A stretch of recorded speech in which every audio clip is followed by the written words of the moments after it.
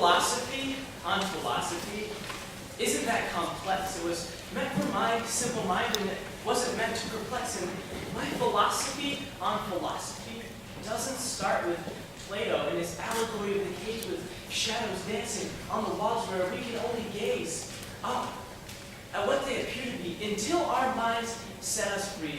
No, my philosophy on philosophy is not that at all. My philosophy on philosophy only sort of follows Descartes. I think, therefore I am, and he gave me a solid place to start, but my philosophy on philosophy won't answer any existential questions like, is there a God? Why am I here? Is there a point to all this? Camus' Big Three. So if you're looking for philosophical answers, then you're barking up the wrong philosophical tree, because my philosophy on philosophy changes with the seasons. And my philosophy on philosophy won't chase away your demons, because, unfortunately, everybody has some, even if you can't see them. But I can assure you that with my philosophy on philosophy, that every single day is a long weekend. And with my philosophy on philosophy, you no longer have to pretend like you know what you're doing, because nobody does. And that's okay, because my philosophy on philosophy breaks down our existence in two ways: everything and nothing.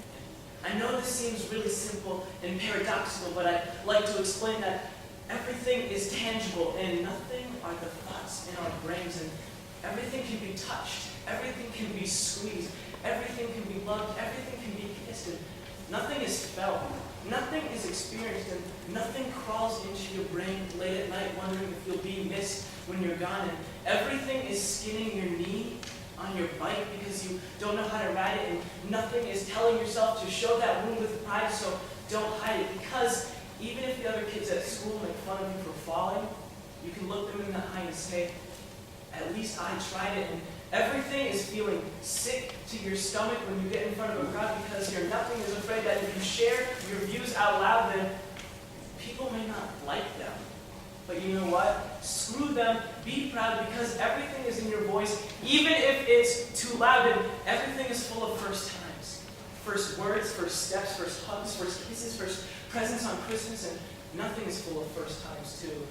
Nothing is full of first victories, first losses, first heartbreaks, first time seeing death, and the first time you see this girl who strangles your heart and takes away your breath, and the worst part is she doesn't even know she's doing it, and maybe one day when you see fit, your nothing can uncoil itself, and you can admit that you're head over heels and you're smoking, you're smitten. Everything is running your fingers through your hair, and nothing is waking up in the middle of the night scared because you just had a nightmare.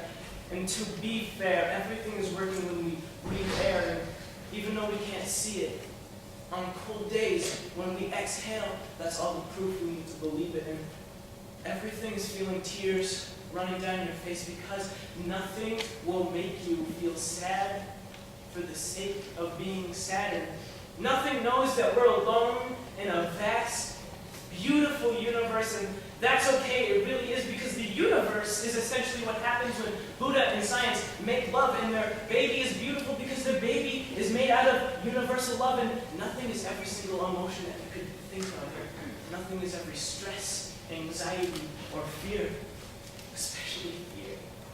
Nothing is the fear that you're not doing something right, and nothing is the fear that your pants may be too tight, or nothing is the fear that the world just might have started without you, or ended without you.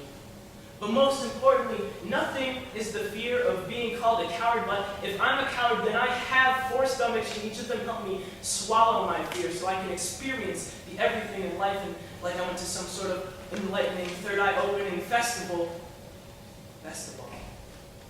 Everything are the pancakes that your mom makes in a labor of her love, because for some strange reason, she seems to understand them.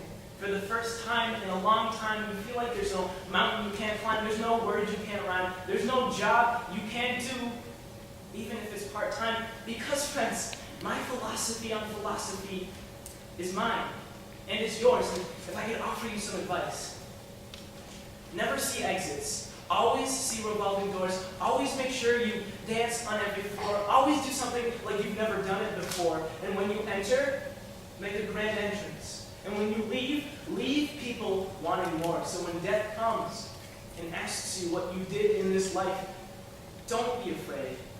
Because all you have to do is smile and say, I did everything. And I did nothing. And I guarantee you, it will